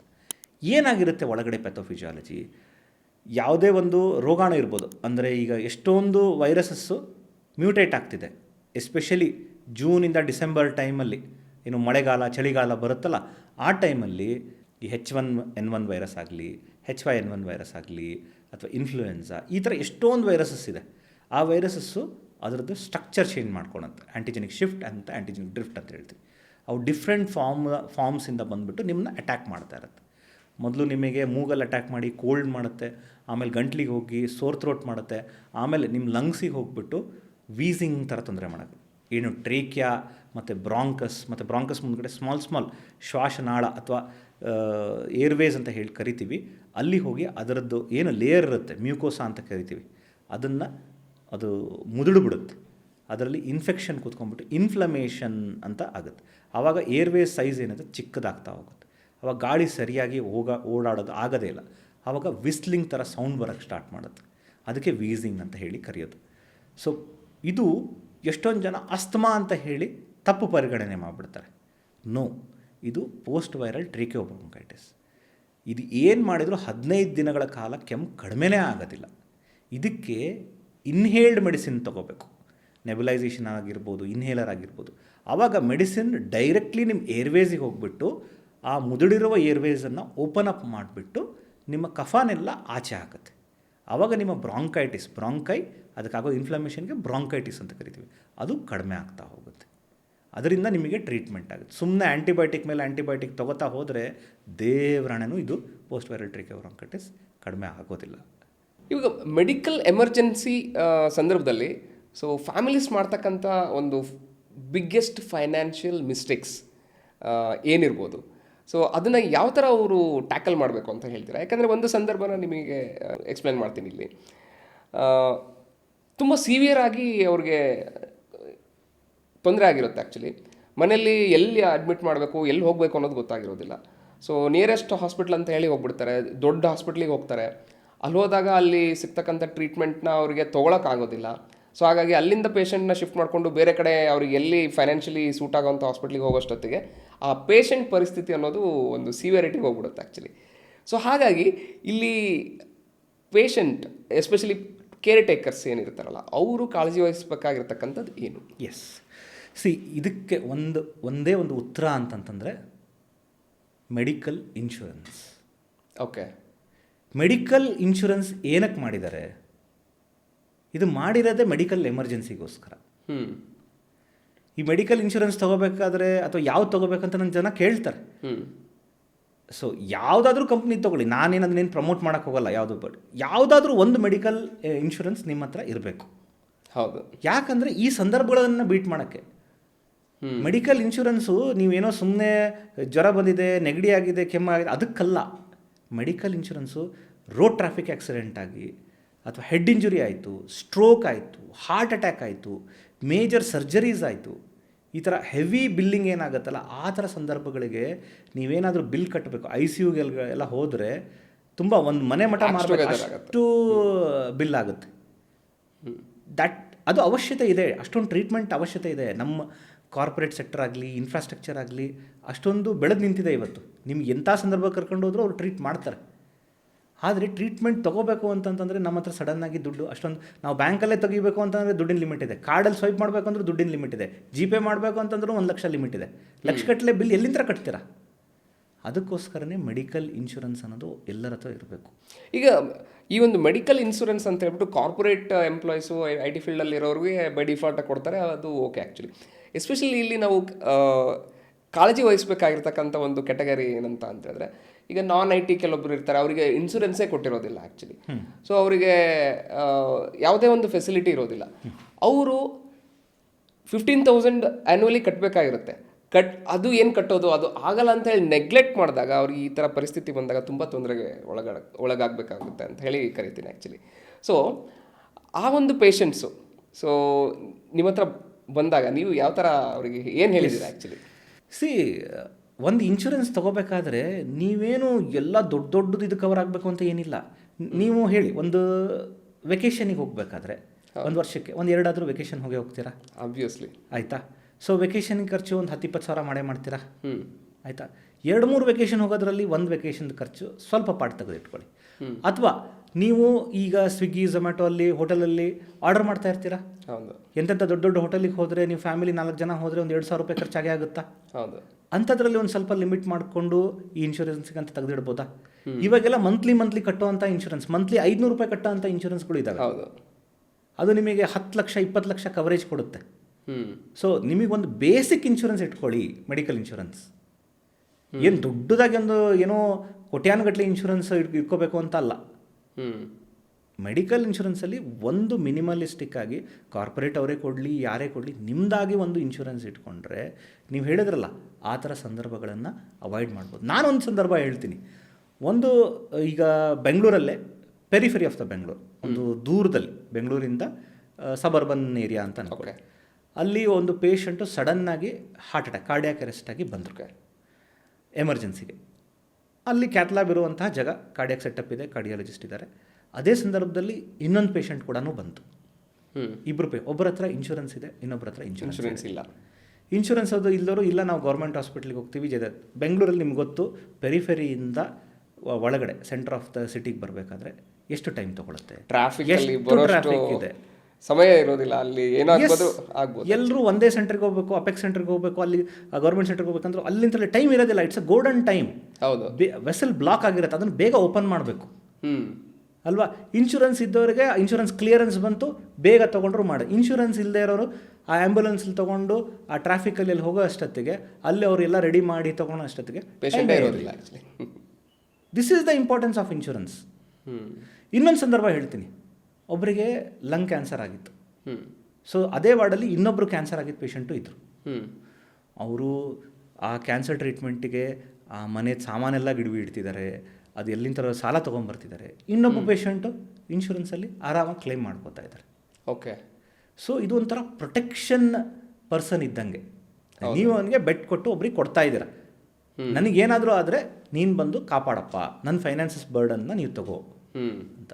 ಪ್ರತಿಯೊಬ್ಬರೂ ಒಂದು ಮಾತು ಹೇಳೋಕ್ಕೆ ಇಷ್ಟಪಡ್ತೀನಿ ಎಲ್ಲ ಜನಸಾಮಾನ್ಯರಿಗೆ. ಪ್ರತಿಯೊಬ್ಬರು ಒಂದು ಮಿನಿಮಲಿಸ್ಟಿಕ್ ಆದರೂ ಪರವಾಗಿಲ್ಲ, ಒಂದು ಇನ್ಶೂರೆನ್ಸ್, ಫ್ಯಾಮಿಲಿ ಇನ್ಶೂರೆನ್ಸ್ನ ಕಡ್ಡಾಯವಾಗಿ, ಇದೇನು 20-26ನೇ ಇಶ್ವಿ ಇದೆಯಲ್ಲ, ಇಂದಿನಿಂದ ಮುಂದೆ ಇರೋರು ಎಲ್ಲರಿಗೂ ಒಂದು ಇನ್ಶೂರೆನ್ಸ್ ಇರಲೇಬೇಕು, ಮೆಡಿಕಲ್ ಇನ್ಶೂರೆನ್ಸ್. ಸೊ ಹಾಗಾಗಿ ಈ ಒಂದು ಮೆಡಿಕಲ್ ಇನ್ಶೂರೆನ್ಸ್ ಇರೋದ್ರಿಂದ ನಾವು ಮೆಂಟಲಿ ಫ್ರೀ ಇರ್ತೀವಿ. ಆ್ಯಕ್ಚುಲಿ ಫೈನಾನ್ಷಿಯಲ್ ಬರ್ಡನ್ ಅನ್ನೋದು ಅಲ್ಲಿ ನಮಗೆ ಹೌದು. Again that will give you ಒಂದು ಫೈನಾನ್ಷಿಯಲ್ ಫ್ರೀಡಮ್ ಕೊಟ್ಬಿಡುತ್ತೆ ನಿಮಗೆ. ಕರೆಕ್ಟ್. ಏನಾದರೂ ನನಗೊಬ್ಬನು ಬ್ಯಾಕಪ್ ಇದಾನಪ್ಪ, ಅವ್ನು ನೋಡ್ಕೋತಾನೆ, ಆರಾಮಾಗಿರ್ತೀನಿ. ಅಥವಾ ನೀವು ಮೇನ್ ಬ್ರೆಡ್ ವಿನ್ನರ್ ಆಗಿರ್ತೀರ ನಿಮ್ಮ ಫ್ಯಾಮಿಲಿಗೆ. ನಿಮ್ಗೆ ಏನಾಯ್ತು ಅಂತಂದ್ರೆ ಅವ್ರಿಗೆಲ್ಲ ನಿಮ್ಮ ಫ್ಯಾಮಿಲಿಲಿ ಡಿಪೆಂಡ್ ಆದವ್ರು ಅವ್ರು ಏನು ಮಾಡಬೇಕು? ಆ ಕಡೆ ಕೆಲಸಕ್ಕೂ ಹೋಗೋಕ್ಕಾಗೋದಿಲ್ಲ, ಈ ಕಡೆ ದುಡ್ಡು ಕಟ್ಟಬೇಕಾಗ್ತಾ ಇರುತ್ತೆ. ಡಬಲ್ ಎಜ್ ಸ್ವಾರ್ಡ್ ಇದ್ದಂಗೆ ಅದು. ಒಂದು ಕ್ರಿಟಿಕಲ್ ಎಮರ್ಜೆನ್ಸಿ ಫ್ಯಾಮಿಲಿಲಿ ಬಂತು ಅಂತಂದರೆ ಕತ್ತಿಯಿಂದ 2 ಏಟ್ ಹಾಕ್ದಂಗೆ. ಅದಕ್ಕೋಸ್ಕರ ಎಮರ್ಜೆನ್ಸಿಗೆ ಒಂದು ಮೆಡಿಕಲ್ ಇನ್ಶೂರೆನ್ಸ್ ಬೇಕು ಅಂತ ಹೇಳಕ್ಕೆ ಇಷ್ಟ. ಆಮೇಲೆ ನೀವು ಹೇಳ್ತಾ ಹೋದರೆ ಎಷ್ಟೋ ಜನ ಇವಾಗ ಇನ್ಶೂರೆನ್ಸ್ ಇಟ್ಕೊಂಡವರು ಟ್ರೀಟ್ಮೆಂಟ್ ತೊಗೋಬೋದು ಅಂತ ಹೇಳಿ, ಆಮೇಲೆ ಎಲ್ಲಾದರೂ ಅವರಿಗೆ ಟ್ರೀಟ್ಮೆಂಟ್ ಸಿಗುತ್ತೆ ನೆಟ್ವರ್ಕ್ ಹಾಸ್ಪಿಟಲ್ಸಲ್ಲಿ ಅಂತ ಹೇಳಿ, ಅದನ್ನು ಗೊತ್ತಿರ್ತಕ್ಕಂಥ ವಿಷಯ ಆ್ಯಕ್ಚುಲಿ. ಇವಾಗ ಬಿಗ್ ಹಾಸ್ಪಿಟಲ್ಲಿಗೆ ಹೋದಾಗ ಎಕ್ಸ್ಪೆನ್ಸಸ್ಸು ಯಾಕೆ ಜಾಸ್ತಿ ಆಗುತ್ತೆ? ಆಮೇಲೆ ಅಲ್ಲಿ ICUಗೆ ಹೋದರೆ ಕೆಲವೊಂದು ಟೈಮು ICUಗೆ ಅಡ್ಮಿಟ್ ಮಾಡಿದ್ದಾರೆ ಅಂತಂದರೆ ಹೊರಗಡೆ ಬರೋದು ಕಷ್ಟ, ಅವರು ಡೆಡ್ ಬಾಡಿನೇ ತೊಗೊಂಬರ್ಬೇಕು ಹೊರಗಡೆ ಅನ್ನೋ ಒಂದು ಮಿಸ್ಕನ್ಸೆಪ್ಷನ್ ತುಂಬ ಜನಕ್ಕೆ ಇದೆ ಆ್ಯಕ್ಚುಲಿ. ಎಸ್. ಸೊ ಈ ಒಂದು ಮಿಸ್ಕನ್ಸೆಪ್ಷನ್ ಇರೋದು ನಾನು ಕ್ಲಿಯರಾಗಿ ಹೇಳಕ್ಕೆ ಇಷ್ಟಪಡ್ತೀನಿ. ಏನಂತಂತಂದರೆ, ಇವಾಗ ನೀವು ಎಲ್ಲೋ ಒಂದು ಕಡೆ ಚಿಕ್ಕ ಹೋಟೆಲಲ್ಲಿ ದೋಸೆ ತಿಂತೀರ, ಅಲ್ಲಿರೋ ಪ್ರೈಸು ಒಂದು 5 ಸ್ಟಾರ್ ಹೋಟೆಲಲ್ಲಿ ಇರುವಂತಹ ದೋಸೆ ಪ್ರೈಸು ಚೇಂಜ್. ಅಥವಾ ಒಂದು ಚಿಕ್ಕ ಹೋಟೆಲಲ್ಲಿ ಒಂದು ಕಪ್ ಟೀ ಕುಡಿತೀರ, ಅಲ್ಲಿ ಪ್ರೈಸ್ 5 ಸ್ಟಾರ್ ಹೋಟೆಲಲ್ಲಿ ಎಷ್ಟು 1000 ಗಟ್ಟಲೆ ಸಿಗುತ್ತೆ, ಚಿಕ್ಕ ಹೋಟೆಲಲ್ಲಿ 10 ರೂಪಾಯಿಗೆ ಸಿಗುತ್ತೆ. ಸೊ ಡಿಫ್ರೆನ್ಸ್ ಇದೆ ಅಲ್ವಾ? ಆ ಥರ ನೀವು ದೊಡ್ಡ ಬ್ರ್ಯಾಂಡೆಡ್ ಹಾಸ್ಪಿಟ್ಲಿಗೆ ಹೋದಾಗ ಅವ್ರದ್ದೇ ಆದ ಒಂದು ಇನ್ಫ್ರಾಸ್ಟ್ರಕ್ಚರ್ ಇರುತ್ತೆ. ಅವ್ರದ್ದೇ ಆದೊಂದು ಎಕ್ಸ್ಪೆನ್ಸಸ್ ಇರುತ್ತೆ, ಪ್ರೋಟೋಕಾಲ್ಸ್ ಇರುತ್ತೆ, ಅವ್ರದ್ದು ಇನ್ವೆಸ್ಟ್ಮೆಂಟ್ಸ್ ಇರುತ್ತೆ ಅಲ್ಲಿ. ಆ ಥರ ನಿಮಗೆ ಚೆನ್ನಾಗಿರೋ ಕೇಕು ತಿನ್ನಬೇಕು, ಆದರೆ ದುಡ್ಡನ್ನು ಕೊಡಬಾರ್ದು ಅಂತಂತಂದರೆ ಹೇಗೆ ಸಾಧ್ಯ? ಸೊ ಅಲ್ಲಿ ಅವ್ರಿಗೆ ಅದು ಎಕ್ಸ್ಪೆನ್ಸಸ್ ತಕ್ಕಂಗೆ ಅವ್ರು ಬಿಲ್ ಮಾಡ್ತಾರೆ. ಸೊ ಅಲ್ಲಿ ನಿಮಗೆ ಎಲ್ಲ ಎಕ್ಸ್ಪರ್ಟ್, ನೀವು ಏನಂದರೆ ಅವ್ರು ಕೇಳ್ಬೋದು, ನನಗೆ ಇದ್ರ ಬಗ್ಗೆ ಹೇಳಿ, ಇದ್ರ ಬಗ್ಗೆ ಕಂಪ್ಲೀಟಾಗಿ ಟ್ರೀಟ್ಮೆಂಟ್ ಬೇಕು, ಮಾಹಿತಿ ಬೇಕು, ಅದ್ರ ಟ್ರೀಟ್ಮೆಂಟ್ ಎಲ್ಲ ಅವರು ನಿಮಗೆ ಪ್ರೊವೈಡ್ ಮಾಡಬೇಕು. ಬಟ್ ಈ ಚಿಕ್ಕದು ಒಂದು ಸೆಟಪ್ನ ಒಂದು ದೊಡ್ಡ ಹಾಸ್ಪಿಟಲ್ಗೆ ಕಂಪೇರ್ ಮಾಡೋಕ್ಕೆ ಆಗೋದಿಲ್ಲ. That is why the expenses there it is more, the bills are more. Here the expenses ಒಂದು ಈ ಪ್ರಸ್ತಾವನೆಯನ್ನು ಒಂದು ಸಂದರ್ಭದಿಂದ ನಾನು ಎಕ್ಸ್ಪ್ಲೇನ್ ಮಾಡೋಕ್ಕೆ ಇಷ್ಟಪಡ್ತೀನಿ. ಈಗ ICU ಪೇಷಂಟ್ ಹೋದಾಗ ಇಷ್ಟೊಂದು ಬಿಲ್ ಆಗುತ್ತೆ ಸರ್ ಅಂತ ಎಲ್ಲರೂ ಕೇಳ್ತಾರೆ. ಹೌದು, ಯಾಕೆ ಇಷ್ಟೊಂದು ಬಿಲ್ ಆಗುತ್ತೆ? ICU ಹಾಕ್ಬಿಟ್ರಪ್ಪ ಸಿಕ್ಕಾಬಿಟ್ಟೆ ಬಿಲ್ ಮಾಡಿಬಿಟ್ರು. ಒಂದು ICU ಪೇಷಂಟು ಸುಮ್ಮನೆ ಯಾರೂ ಹಾಕೋದಿಲ್ಲ, ಅವ್ರು ಕ್ರಿಟಿಕಲ್ ಆಗಿರುತ್ತಲ್ಲ, ವೈಟಲ್ಸ್ ಎಲ್ಲ ಕಡಿಮೆ ಆಗುತ್ತೆ, BP, ಅವ್ರ ಪಲ್ಸು, ಹಾರ್ಟ್ ರೇಟ್, ಇದರಲ್ಲಿ ಯಾವುದೋ ಒಂದು ವ್ಯತ್ಯಾಸ ಆಗಿರುತ್ತೆ. ಇದರಲ್ಲೆಲ್ಲ ವ್ಯತ್ಯಾಸ ಆದರೆ ಅವರು ಎಮರ್ಜೆನ್ಸಿ ಡಿಕ್ಲೇರ್ ಆಗಿರ್ತಾರೆ. ಅವ್ರಿಗೆ 24 hours ಮಾನಿಟರಿಂಗ್ ಬೇಕಾಗಿರುತ್ತೆ. 3 ಶಿಫ್ಟ್ಸಲ್ಲಿ ಡಾಕ್ಟರ್ ಕೆಲಸ ಮಾಡ್ತಾರೆ, 8 hours, ಅವ್ರದ್ದು ಎಕ್ಸ್ಪೆನ್ಸಸ್ ಇರುತ್ತೆ, ಅವ್ರಿಗೆ ಸ್ಯಾಲ್ರಿ ಕೊಡು. 3 ಶಿಫ್ಟಲ್ಲಿ ನರ್ಸಸ್ ಇರ್ತಾರೆ, 24 hours ಅಲ್ಲೇ ಇರಬೇಕು, ಆ ಪೇಷಂಟ್ ನೋಡ್ತಾ ಇರಬೇಕು. ಸೊ ಅವ್ರು ಇರ್ತಾರೆ, ಅವ್ರಿಗೆ ಎಕ್ಸ್ಪೆನ್ಸ್ ಕೊಡಬೇಕು. ಅವ್ರು ವಾರ್ಡ್ ಕ್ಲೀನ್ ಮಾಡೋರು ಅವ್ರು ಇರ್ತಾರೆ. ನೆಕ್ಸ್ಟು ಆ ಬೆಡ್, ಸ್ಪೆಷಲ್ ಬೆಡ್ ಹಾಕ್ಬೇಕು ಅವ್ರಿಗೆ. ಆಮೇಲೆ ಅವ್ರದ್ದು ಕಾಟ್ ಎಕ್ಸ್ಪೆನ್ಸಸ್ ಬರ್ತದೆ, ಆ ಲೈಟ್ ಕಂಟಿನ್ಯೂಸ್ ಉರಿತಾ ಇರುತ್ತೆ, ಅಲ್ಲಿ AC ಕ್ಯಾಲ್ಕುಲೇಟ್ ಆಗುತ್ತೆ, ವೆಂಟಿಲೇಟರ್ ಇರುತ್ತೆ, ಇನ್ಫ್ಯೂಷನ್ ಪಂಪ್ ಕಂಟಿನ್ಯೂಸ್ ಆಗಿ ಇನ್ಫ್ಯೂಷನ್, ನಾರ್ಮಲ್ ಇಂಜೆಕ್ಷನ್ ಕೊಡಲ್ಲ, ಇನ್ಫ್ಯೂಷನ್ ಪಂಪ್ ಅಲ್ಲಿ ಹೋಗುತ್ತೆ, ಬ್ಲಡ್ ಹಾಕಬೇಕು, ಸ್ಪೆಷಲೈಸ್ಡ್ ಇಂಜೆಕ್ಷನ್ಸ್ ಹಾಕಬೇಕು, ಇನ್ವೆಸ್ಟಿಗೇಷನ್ಸ್ ಮಾಡ್ತಿರ್ಬೇಕು, ABG ಕಂಟಿನ್ಯೂಸ್ ಬ್ಲಡ್ ಮಾನಿಟರಿಂಗ್ ಮಾಡ್ತಾ ಇರಬೇಕು. ಎಷ್ಟು ಎಕ್ಸ್ಪೆನ್ಸಸ್ ಇರುತ್ತೆ. ಇದನ್ನೆಲ್ಲ ತಗೊಂಡಾಗ ಅಲ್ಲಿ ICU ಚಾರ್ಜಸ್ ಜಾಸ್ತಿ ಬರುತ್ತೆ. ಅದನ್ನ ಜನಸಾಮಾನ್ಯರು ಯೋಚನೆ ಮಾಡೋದಿಲ್ಲ. ಇದಕ್ಕೆ ಸೊಲ್ಯೂಷನ್ ಏನು? ಸುಮ್ಮನೆ ಗಲಾಟೆ ಮಾಡಕ್ಕೆ ಹೋಗ್ತಾರೆ. ಯಾವುದೋ ಒಂದು ಸಣ್ಣ ಹಾಸ್ಪಿಟ್ಲಲ್ಲಿ ಸುಮ್ಮನೆ ICU ನಾಮಕಾವಸ್ಥೆ ICU ಮಾಡಿ ಏನು ಫೆಸಿಲಿಟೀಸ್ ಕೊಡದೆ, ಯಾರು ಡಾಕ್ಟರ್ ಇಲ್ಲದೆ ಅದು ಮಾಡಿ, ಆ ಥರ ಕೆಲವೊಂದು ಬ್ಲ್ಯಾಕ್ ಶೀಪ್ಸ್ ಇರ್ತಾರೆ. ಅದರಿಂದ ನೀವು ದೂರ ಇರಬೇಕು. ನಾನು ಹೇಳ್ತೀನಿ ಅದ್ರ ಬಗ್ಗೆನೂ, ಹೇಗೆ ನೀವು ನಿಮ್ಮ ಡಾಕ್ಟರ್ನ ಕಂಡುಕೊಳ್ಬೇಕು, ಯಾರು ನಿಮ್ಮ ಚೆನ್ನಾಗಿರೋ ಡಾಕ್ಟರ್ ಅಂತ ಅದನ್ನ ಹೇಳ್ತೀನಿ. ಸೊ ಆ ಥರ ನೀವು ಇವತ್ತಿನ ದುನಿಯಾದಲ್ಲಿ ಯಾವುದೋ ಒಂದು ಆಸ್ಪತ್ರೆಗೆ ಹೋಗ್ತೀನಿ, ಏನೋ ಒಂದು ಟ್ರೀಟ್ಮೆಂಟ್ ತೊಗೋತೀನಿ ಅಂದರೆ ಆಗೋದಿಲ್ಲ. You have to choose your doctor, you have to choose your hospital. ಆವಾಗ ನಿಮಗೆ ಕೊಟ್ಟಿರುವಂತಹ ಬಿಲ್ ಆಗಲಿ, ನಿಮಗೆ ಕೊಟ್ಟಿರುವಂತಹ ಮೆಡಿಸಿನ್ ಆಗಲಿ, ನಿಮಗೆ ವರ್ತ್ ಅನ್ನೋದು ಗೊತ್ತಾಗುತ್ತೆ. ಇವಾಗ ಅವನಿಗೆ ಪೇ ಮಾಡೋದಕ್ಕೆ ಆಗದೆ ಇರತಕ್ಕಂಥ ಒಬ್ಬ ಪರ್ಸನ್ ಅಂತ ಅನ್ಕೊಳ್ಳಿ, ಬಟ್ ಅವನಿಗೆ ಲೈಫ್ನ ಉಳಿಸ್ಕೋಬೇಕಾಗಿರುತ್ತೆ. ಸೊ ಅವಾಗ ಆ ಒಂದು ಎಕ್ಸ್ಪರ್ಟ್ ಡಾಕ್ಟರ್ ಬಂದ್ಬಿಟ್ಟು ಬಿಗರ್ ಹಾಸ್ಪಿಟಲ್ಸ್ ಅಲ್ಲೇ ಇರ್ತಾರೆ ಆಕ್ಚುಲಿ ಹೇಳ್ಬೇಕಾದ್ರೆ. ಆ ಒಂದು ಪೇಷಂಟು, ಸೊ ಅವನ ಮನಸ್ಥಿತಿ ಹೇಗೆ ಇದನ್ನ ನಿಭಾಯಿಸ್ಬೋದು? ಅದಕ್ಕೋಸ್ಕರ ಅಂತಾನೆ ಮೆಡಿಕಲ್ ಕಾಲೇಜಸ್ ಅಂತ ಇದೆ. ಇದಕ್ಕೆ ಬೆಸ್ಟ್ ಸೊಲ್ಯೂಷನ್ ಹೇಳ್ತೀನಿ, he can go to the medical colleges. Okay, ನಮ್ಮ ಬೆಂಗಳೂರಲ್ಲೇ 10-15 ಮೆಡಿಕಲ್ ಕಾಲೇಜಸ್ ಇದೆ. ಅಲ್ಲಿ ಈ ಕಾರ್ಪೊರೇಟ್ ಹಾಸ್ಪಿಟಲ್ಸ್ನ ಕಂಪೇರ್ ಮಾಡಿದ್ರೆ ಕಡಿಮೆ ಖರ್ಚಿನಲ್ಲಿ ಟ್ರೀಟ್ಮೆಂಟ್ ಆಗುತ್ತೆ. ಅಂತ ಒಂದು ಆಸ್ಪತ್ರೆಯಲ್ಲಿ ಅವ್ರು ಏನ್ ಮಾಡ್ತಾರೆ, ಸ್ವಲ್ಪ ಜೂನಿಯರ್ ಡಾಕ್ಟರ್ಸ್ ಇರ್ತಾರೆ, ಸೀನಿಯರ್ ಡಾಕ್ಟರ್ಸ್ ಗೈಡೆನ್ಸ್ ಇರುತ್ತೆ. ಆದ್ರೆ ಕೆಲವು ಜನಕ್ಕೆ ಏನಿಲ್ಲ, ನಮಗೆ ಬೆಸ್ಟ್ ಡಾಕ್ಟರೇ ಬೇಕು, ನಮಗೆ ಬೆಸ್ಟ್ ಟ್ರೀಟ್ಮೆಂಟೇ ಬೇಕು, ಆದ್ರೆ ದುಡ್ಡು ಖರ್ಚು ಮಾಡಂಗಿಲ್ಲ. ಅದೇ ಹೇಗೆ ಸಾಧ್ಯ? ಸೊ ದುಡ್ಡು ಕಾಂಪ್ರಮೈಸ್ ಮಾಡೋದಲ್ಲಿ ಬೇರೆ ದಾರಿಗಳು ಇರ್ತವೆ. ಸೊ ಮೆಡಿಕಲ್ ಕಾಲೇಜಸ್ ಅಲ್ಲಿ ಹೋದಾಗ ಅವರು ನಿಮಗೆ ಸ್ವಲ್ಪ ಕಡಿಮೆ ಖರ್ಚಲ್ಲಿ ಈಕ್ವಲಿ ಗುಡ್ ಟ್ರೀಟ್ಮೆಂಟ್ ಕೊಡ್ತಾರೆ. ಎಷ್ಟೋ ಜನ ಕೆಮ್ಮು ಬಂದಾಗ ತುಂಬಾ ಕಡೆ ಸುತ್ತಾಡ್ತಾರೆ. ಡಾಕ್ಟರ್ ಹತ್ರ, ಜನರಲ್ ಫಿಸಿಷಿಯನ್ ಹತ್ರ ಕೆಲವೊಬ್ರು ಹೋಗ್ತಾರೆ, ಆಮೇಲೆ ಇನ್ನೊಬ್ರು ಹೇಳಿದ್ರು ರಿಲೇಟಿವ್ ಗೊತ್ತಿರ್ತಕ್ಕಂಥ ಡಾಕ್ಟರ್ ಅಂತ ಹೇಳಿ ಅಲ್ಲಿ ಹೋಗ್ತಾರೆ, ಮತ್ತೆ ಇನ್ನೊಂದು ಊರಿಗೆ ಹೋಗ್ತಾರೆ. ಎಲ್ಲಾ ಕಡೆ ಸುತ್ತಾಡಿ ಬಂದಿರತಕ್ಕಂಥ ಪೇಷಂಟ್ ನಿಮ್ಮ ಹತ್ರ ಇದಾರ? ಆಮೇಲೆ ಆ ಪೇಷಂಟ್ ಟ್ರೀಟ್ ಮಾಡಿರ್ತಕ್ಕಂಥ ಒಂದು ಉದಾಹರಣೆ ಹೇಳ್ತಾರೆ. ನಮ್ಮ ಇಂಡಿಯಾದಲ್ಲಿ ಕೆಮ್ಮಿನ ಟ್ರೀಟ್ಮೆಂಟ್ ಮನೇಲೆ ಸ್ಟಾರ್ಟ್ ಆಗುತ್ತೆ. ಹೌದು, ಡಾಕ್ಟರ್ ಹತ್ರ ಹೋಗಿ ಸ್ಟಾರ್ಟ್ ಆಗಲ್ಲ, ಮನೇಲೆ ಸ್ಟಾರ್ಟ್ ಆಗುತ್ತೆ. ಸೊ ಅವರು ಕಷಾಯ ಟ್ರೈ ಮಾಡಬೇಕು, ಆಮೇಲೆ ಪಕ್ಕದ ಮನೆಯವ್ರು ಹೇಳಿದ್ದು ಅದನ್ನ ಕೇಳಬೇಕು, ಆಮೇಲೆ ಅವರೇ ಹೋಗಿ ಮೆಡಿಕಲ್ ಶಾಪಲ್ಲಿ 1-2 ಆಂಟಿಬಯೋಟಿಕ್ ಟ್ರೈ ಮಾಡ್ತಾರೆ, ಅದು ಆಗಬೇಕು. ಅದು ಆಗಿಲ್ಲ ಅಂದರೆ ಆಫೀಸಲ್ಲಿ ಹೋಗ್ತಾರೆ, ಅಲ್ಲಿ ಅವ್ರ ಫ್ರೆಂಡ್ಸಿಗೆ ಯಾವುದೋ ಒಂದು ಟ್ರೀಟ್ಮೆಂಟ್ ಕೊಟ್ಟಿರ್ತಾರೆ, ಅದನ್ನ ಫಾಲೋ ಮಾಡಿ ಟ್ರೈ ಮಾಡ್ತಾರೆ. ಮೆಡಿಸಿನ್ ಅದು ಒಂದು 2-3 days ಟ್ರೈ ಮಾಡ್ತಾರೆ. ಅದನ್ನ ಟ್ರೈ ಮಾಡಾದ್ಮೇಲೆ ಮತ್ತೆ ಚಾಟ್ GPT ಕೇಳ್ತಾರೆ, ಗೂಗಲಲ್ಲಿ ಕೇಳ್ತಾರೆ, ಅವು 1-2 ರೆಮಿಡೀಸ್ ಹೇಳುತ್ತೆ, ಅದನ್ನ ಟ್ರೈ ಮಾಡ್ತಾರೆ. ಇದು ಎಲ್ಲ ಆದ್ಮೇಲೆ ಡಾಕ್ಟರ್ ಹತ್ರ ಹೋಗ್ತಾರೆ. ಅದ್ರ ಬದಲು ಕರೆಕ್ಟಾಗಿ ಅವರು ಕೆಮ್ಮಿನ ಸ್ಪೆಷಲಿಸ್ಟ್ ಹತ್ರ ಬಂದರೆ, ಅವರು ಮೊದಲು ಒಂದು ಜನರಲ್ ಡಾಕ್ಟರ್ ಹತ್ರ ಹೋಗ್ತಾರೆ, ಆಮೇಲೆ ಒಂದು ಫಿಸಿಷಿಯನ್ ಹತ್ರ ಹೋಗ್ತಾರೆ, ಅವರು ಒಂದು ಸ್ವಲ್ಪ ಮೆಡಿಸಿನ್ ಕೊಡ್ತಾರೆ. ಸೊ ಜನರು ಕೆಮ್ಮಿಗೆ ತೊಂದರೆ ಇದ್ದಾಗ ಹೇಗೆ ಅವರು ಈಗ ಒಂದು ಕಾರ್ ಪ್ರಾಬ್ಲಮ್ ಆದರೆ ಕಾರ್ ಮೆಕ್ಯಾನಿಕ್ ಹತ್ರ ಹೋಗ್ತಾರೆ. ಅದೇ ಒಂದು ಮನೆಯಲ್ಲಿ ಮಿಕ್ಸರ್ ರಿಪೇರಿ ಆದರೆ ಮಿಕ್ಸರ್ ರಿಪೇರಿ ಅವನ ಹತ್ರ ಹೋಗ್ತಾರೆ. ಒಂದು ಫ್ಯಾನ್ ಪ್ರಾಬ್ಲಮ್ ಆದರೆ ಎಲೆಕ್ಟ್ರಿಷಿಯನ್ ಹತ್ರ ಹೋಗ್ತಾರೆ. ಕೆಮ್ಮು ಪ್ರಾಬ್ಲಮ್ ಅಂತಂದ್ರೆ ಯಾರು ಕೆಮ್ಮು ಡಾಕ್ಟರ್ ಹತ್ರ ಹೋಗೋದೇ ಇಲ್ಲ. ಹೌದು. ಸೊ ನಾನೇನು ಹೇಳಕ್ ಇಷ್ಟಪಡ್ತೀನಿ ಅಂತಂದ್ರೆ, ಕೆಮ್ಮಿನ ಸಂದರ್ಭದಲ್ಲಿ ಊರೂರು ಸುತ್ತದೆ, ಇವ್ರ ಮಾತು ಕೇಳದೆ, ಕೆಮ್ಮಿಗೂ ಅಂತ ಸ್ಪೆಷಲಿಸ್ಟ್ ಇರ್ತಾರೆ, ಅವ್ರ ಹತ್ರ ನೀವು ಹೋಗಿ ತೋರಿಸಿದಾಗ ನಿಮಗೆ ಆಗುವ ಎಕ್ಸ್ಪೆನ್ಸ್ ಮತ್ತು ನಿಮ್ಗಾಗುವ ಬಾಡಿಯಲ್ಲಿ ಡ್ಯಾಮೇಜ್ ಮತ್ತು ನಿಮ್ಮ ಸಫರಿಂಗ್ಸ್ ಇವು ಮೂರೂ ಕಡಿಮೆ ಆಗುತ್ತೆ. ಇದಕ್ಕೊಂದು ಎಕ್ಸಾಂಪಲ್, ನನ್ನ ಒಂದು ಪೇಷಂಟು ಅವ್ರಿಗಾಗಿದ್ದು ಏರ್ವೇ ಡಿಸೀಸ್, ಅಂದರೆ ಅಸ್ತಮಾ ಡಿಸೀಸ್ ಥರ ಇತ್ತು. ಓಕೆ. ಪ್ರೆಸೆಂಟೇಷನ್ ಅಸ್ತಮಾ ಥರ ಇತ್ತು, ಬಟ್ ಅವ್ರಿಗಿರೋ ರೀಸನ್ನೇ ಬೇರೆ ಇತ್ತು. ಅವರು ನನ್ನ ಹತ್ರ ತೋರ್ಸಕ್ಕೆ ಬಂದರು, ಎಲ್ಲ ಕಡೆ ಸುತ್ತಾಡಿದ್ದಾರೆ. ಅವ್ರು ಬಂದಿದ್ದು ಒಂದು ಹುಬ್ಳಿ ಸೈಡಿಂದ ಒಂದು ಅಪಾರ್ಟ್ಮೆಂಟಲ್ಲಿ ಇರ್ತಿದ್ರು. ಆಯಿತು, ಆ ಕಡೆ ನನಗೆ ಗೊತ್ತಿರೋ ಪರಿಚಯಸ್ತಾರೆ ಅವರು ಕೆಮ್ಮು ಕಫ ಎಲ್ಲ ಕಡೆ ಹೋಗಿದ್ರು. ನನಗೊಂದು ಇಷ್ಟು ಫೈಲ್ಸ್ ತಗೊಂಬಂದು ತೋರಿಸಿದ್ರು. ಅಲ್ಲಿ ಹೋಗಿದ್ದೆ ಸರ್, ಇವ್ರ ಹತ್ರ ಹೋಗಿದ್ದೆ ಸರ್, ಆ ಮೆಡಿಸಿನ್ ಮಾಡಿದೆ ಸರ್, ಆಯುರ್ವೇದಿಕ್, ಹೋಮಿಯೋಪತಿ ಎಲ್ಲ ಮಾಡಿದ್ದು. ಅಂದರೆ ನಾನು ಅವ್ರ ಫ್ರೆಂಡ್ ಹತ್ರ ಕೂತಿದ್ದೆ, ಅವ್ರ ಮೇಲೆ ಇವ್ರು ಕೆಮ್ಮು ಎಕ್ಸ್ಪರ್ಟ್ ಬಂದಿದ್ದಾರೆ ಅಂತ ಎಲ್ಲ ಫೈಲ್ ಬಂದು ತೋರಿಸಿದ್ರು. ನಾನು ಚೆಕ್ ಮಾಡಿದೆ, ಎಲ್ಲ ಇದು ಮಾಡಿದೆ, ಏನು ತೊಂದರೆ ಏನು ಗೊತ್ತಾಗಲಿಲ್ಲಲ್ಲ ಅಂತ. ಹಾಗೆ ನೀವು ಏನು ಕೆಲಸ ಮಾಡ್ತೀರಾ? I am IT professional, I work by home ಅಂತ ಹೇಳಿದರು. ಹೌದಾ, ಎಲ್ಲಿ ಕೂತಿರ್ತೀರಾ? ನಾನು ವಿಂಡೋ ಸೈಡ್ ಬಾಲ್ಕನಿ ಇದೆ, ಬಾಲ್ಕನಿ ಹತ್ರ ಕೂತಿರ್ತೀನಿ. ಎದ್ದು ಹಾಗೆ ನಾನು ಸ್ವಲ್ಪ ಇನ್ವೆಸ್ಟಿಗೇಷನ್ ಮೈಂಡ್, ಎಲ್ಲಿ ಏನು ಯಾಕೆ ಅಂತ ನೋಡ್ತಾ ಇರ್ತೀನಿ. ಅಲ್ಲಿ ಬಾಲ್ಕನಿ ಹತ್ರ ಹೋಗಿ ನೋಡಿದೆ, ಅಲ್ಲಿ ಸಿಕ್ಕಾಪಟ್ಟೆ ಪಿಜನ್ಸ್, ಹಕ್ಕಿಗಳು ಏನು ಅದು ಕಕ್ಕ ಮಾಡಿರುತ್ತಲ್ಲ, ಅಲ್ಲಿಂದ ಪಿಜನ್ ಡಸ್ಟ್ ಎಕ್ಸ್ಪೋಜರ್ ಆಗುತ್ತೆ. ಹೈಪರ್ ಸೆನ್ಸಿಟಿವಿಟಿ ನ್ಯೂಮೋನೈಟಿಸ್ ಅಂತ ಹೇಳ್ತೀವಿ. ಅವ್ರು ಕ್ಲಿಯರ್ ಕಟ್ಟಾಗಿ ಹೇಳಿದ್ರು, ಸರ್ ನಾನು ಅಲ್ಲಿ ಕೂತ್ಕೊಂಡು ಕೆಲಸ ಮಾಡೋಕ್ಕೆ ಸ್ಟಾರ್ಟ್ ಮಾಡೋದಾದ್ಮೇಲೆ ಕೆಮ್ಮು ಸ್ಟಾರ್ಟ್ ಆಗುತ್ತೆ ಅಂತ ಹೇಳಿ. ನಾನು ಹೇಳಿದೆ, ಫಸ್ಟು ಇಲ್ಲಿ ಪಿಜನ್ ನೆಟ್ ಹಾಕಿಸಿ, ಇದೆಲ್ಲ ಪಿಜನ್ ಇರೋದನ್ನು ಓಡಿಸಿ, ನೀವು ಈ ಪ್ಲೇಸ್ನ ಚೇಂಜ್ ಮಾಡ್ಕೊಂಡು ಬೇರೆ ಪ್ಲೇಸಲ್ಲಿ ಕೂತ್ಕೊಳ್ಳಿ, ನೀವು ಯಾವ ಮೆಡಿಸಿನ್ ತೊಗೊಳೋದು ಬೇಡ, ನಿಮ್ಮ ಕೆಮ್ಮು ನಾರ್ಮಲ್ ಕಡಿಮೆ ಆಗುತ್ತೆ. ಈ ಥರ ಸಂದರ್ಭಗಳು ಇರ್ತವೆ. ಅದಕ್ಕೆ ಮೇನ್ ನಾನು ಫಸ್ಟ್ ಹೇಳ್ದಂಗೆ ಎಲ್ಲ ಕೆಮ್ಮಿಗೂ ಕಾರಣ ಕಂಡುಹಿಡಿಬೇಕು, ರೂಟ್ ಕಾಸ್ ಅದನ್ನು ಕಂಡುಹಿಡಿದು ಅದನ್ನು ಪ್ರಾಬ್ಲಮ್ನ ಸಾಲ್ವ್ ಮಾಡಿದ್ರೆ ನೋಡೋಣ ಯಾಕೆ ಯಾವ ಕೆಮ್ಮು ಹೋಗೋದಿಲ್ಲ, ನಿಮಗೆ 100% ಸಾಲ್ವ್ ಆಗುತ್ತೆ. So thank you doctor. So ಇವತ್ತಿನ ದಿವಸ ನಾವು ಈ ಒಂದು ಕನ್ವರ್ಸೇಷನ್ ಮುಖಾಂತರ ತುಂಬಾ ವಿಷಯಗಳ ಬಗ್ಗೆ ನಾವು ತಿಳ್ಕೊಂಡ್ವಿ.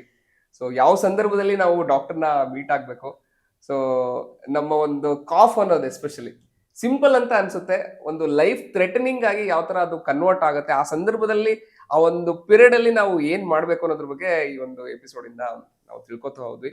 ಸೊ ಹಾಗೆ ಇದ್ರ ಬಗ್ಗೆ ಇನ್ನೂ ಡೀಪ್ ಡಿಸ್ಕಷನ್ ನೆಕ್ಸ್ಟ್ ಎಪಿಸೋಡ್ ಅಲ್ಲಿ ಮಾಡೋಣ ಅಂತ ಹೇಳ್ತಾ, ನಾವು ಕಾಫ್ನ ಚಿಕ್ಕದಾಗಿದ್ದಾಗೆ ಅಡ್ರೆಸ್ ಮಾಡಿಕೊಂಡು, ಸೊ ಅದ್ರ ಬಗ್ಗೆ ಕಾಳಜಿ ವಹಿಸಿ ಇಗ್ನೋರ್ ಮಾಡದೆ, ಕಾಫ್ ಎಕ್ಸ್ಪರ್ಟ್ ಅಂತ ಹೇಳಿ ಇದ್ದಾರೆ, ಸೊ ಅದನ್ನ ತಿಳ್ಕೊಳ್ಳಿ. ಫಸ್ಟು ಕಾಫ್ ಎಕ್ಸ್ಪರ್ಟ್ನ ಮೀಟ್ ಮಾಡೋದ್ರ ಮುಖಾಂತರ ಅದನ್ನ ಸೊಲ್ಯೂಷನ್ ಕಂಡುಹಿಡ್ಕೊಳ್ಳೋದ್ರ ಮುಖಾಂತರ ಅದರಿಂದ ಹೊರಗಡೆ ಬರ್ಬೋದು ಅಂತ ಹೇಳ್ತಾ ಈ ಒಂದು ಎಪಿಸೋಡ್ನ ಇಲ್ಲಿಗೆ ಎಂಡ್ ಮಾಡೋಣ. ಸೊ ಹಾಗೆ ನೀವು ಡಾಕ್ಟರ್ ಗಣೇಶ್ ಪ್ರತಾಪ್ ಅವ್ರನ್ನ ಮೀಟ್ ಆಗಬೇಕು, ಅವರ ಒಂದು ಕ್ಲಿನಿಕ್ಗೆ ಭೇಟಿ ಕೊಡಬೇಕು ಅಂತ ಹೇಳಿದ್ರೆ ಆ ಒಂದು ಅಡ್ರೆಸ್ ನಮ್ಮ ಯೂಟ್ಯೂಬ್ ಡಿಸ್ಕ್ರಿಪ್ಷನ್ ಅಲ್ಲಿ ಸಿಗುತ್ತೆ. ಹಾಗೆ ಫೋನ್ ನಂಬರ್ ಕೂಡ ಈ ಒಂದು ಯೂಟ್ಯೂಬ್ ವಿಡಿಯೋದಲ್ಲಿ ಮೆನ್ಷನ್ ಮಾಡಿದ್ದೀವಿ. ಸೊ ಡೈರೆಕ್ಟ್ ಆಗಿ ನೀವು ಕ್ಲಿನಿಕ್ಗೆ ಕಾಲ್ ಮಾಡಿಬಿಟ್ಟು ಅಪಾಯಿಂಟ್ಮೆಂಟ್ನ ತಗೋಬೋದು. So thank you doctor, thanks for coming to our podcast channel. Thank you.